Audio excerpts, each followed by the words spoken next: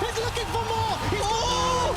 He's shut down. Expect kills the People's Champion Reckless. Hey everyone, Jatt here. On the breakdown, we often talk about the importance of forcing a numbers advantage. Generally speaking, with a numbers advantage, your team has more people than the enemy team in a situation, putting you in a strong position for that fight. It's rare that we cover a fight where a team wins without a numbers advantage. But that's exactly what happened during Game 4 of G2 vs Fnatic from the EU LCS Spring Split Semifinals, and that's what we're covering this week. 21 minutes into the game, as G2 are attempting to defend their mid lane turrets in a 3v5 situation, they turn the fight around and prevent Fnatic from surging ahead in the game. With G2 losing Trick and Sven after sneaking an early Baron, Fnatic is in a situation where they want to push their numbers advantage swiftly, as they have Reckless's Tristana and Caps' Kayle, who excel at killing turrets. Let's get into it. It's worth noting that even in a 3v5, the same rules of threat and target selection apply. Hit the closest target unless a higher threat target comes into range. Threat-wise, Fnatic want to prioritize Perkz' Cassiopeia, followed by Expect's Gangplank, and then Mithy's Thresh. G2 need to prioritize Caps' Kayle and Reckless's Tristana highest, while also taking opportunities to hit whatever is closest, as committing in a 3 vs 5 situation is incredibly dangerous.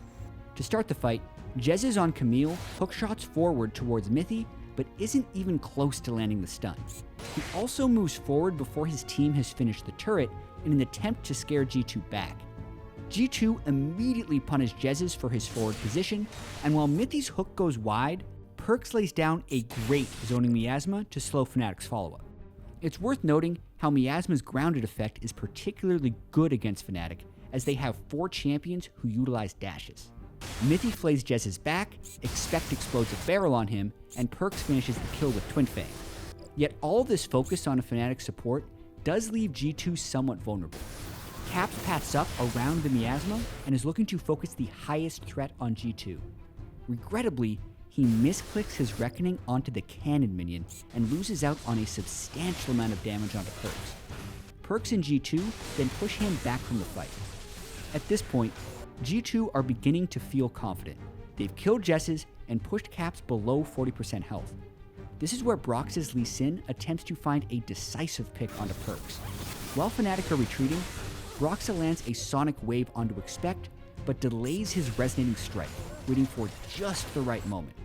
The play Broxa wants to do here is to take Resonating Strike onto Expect, and then ult flash Perkz into Soaz's Shen for a taunt. However, Broxa isn't quite in range for his ultimate, and stutters as he briefly gets stuck between Expect and the dead turret. Then, upon getting into ultimate range, Broxa times his kick flash wrong and fails to redirect Perkz' trajectory. Perkz then does a stellar job of escaping Fnatic's attack. He flashes immediately onto Mithy's outstretched lantern and gets pulled away.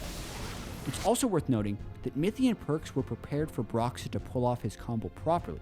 If Broxa would have kicked Perkz' back, Perkz still would have been in range to flash to Mithy's lantern. Perkz isn't out of the woods yet though, and makes one of the narrowest escapes I've ever seen. After taking the lantern, he lays down a miasma to block Lee Sin's safeguard, as well as a potential taunt flash attempt from Soaz.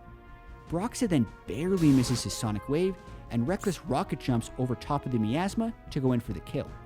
He gets a crit on his first shot, and then predictably flashes sideways to avoid Mithy's Flay, as well as to get out of range of Expect's barrel. What's crucial for Perkz here is how he weaves in Twin Fang onto Reckless. As Reckless's killing auto attack is traveling towards Perkz, Perkz gets a 51 point heal from Twin Fang, allowing him to live with 2 health. But even so, Reckless's red buff still applies and threatens Perkz' life. That is, until Expect finishes the kill onto Reckless with a parlay and auto attack, triggering Perkz' dangerous game mastery to miraculously keep him alive. Expect then falls for Fnatic, but the damage is done. Reinforcements are on the way in the form of Trix Elise, and G2 manages to come out on top 2 kills to 1 in a 5 vs 3. Looking back, Perkz was the standout player in this fight. His miasma placement was critical in preventing a full-on assault from Fnatic, and he was deadly accurate with his skill shots throughout the fight. For Fnatic, this fight was filled with regrets. Had Jez not jumped ahead of his entire team at the start, had Caps not cast Reckoning on a minion, Had Broxa executed his R flash properly, or had Soaz been able to find his way into the fight at any point other than to taunt expect at the end, Fnatic would have likely come out on top. But simply put, there aren't any ways to reliably win 3v5 fights. The disadvantages are too great. However, G2 did a great job in this fight of preventing Fnatic from using their whole team at once, as well as punishing Fnatic for their misplays.